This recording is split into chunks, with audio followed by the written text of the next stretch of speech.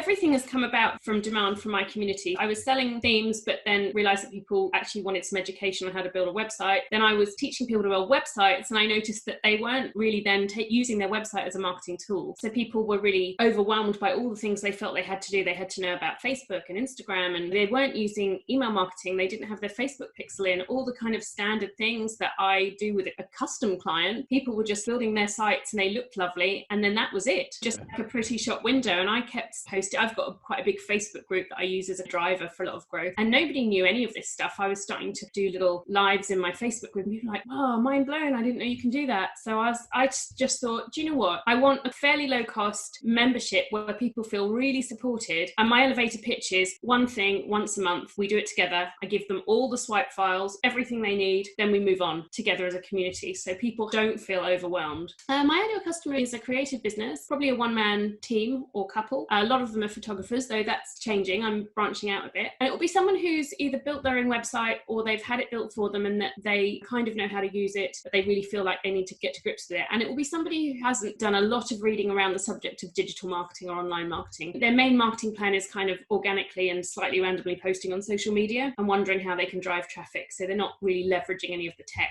that's out there that can help you with that.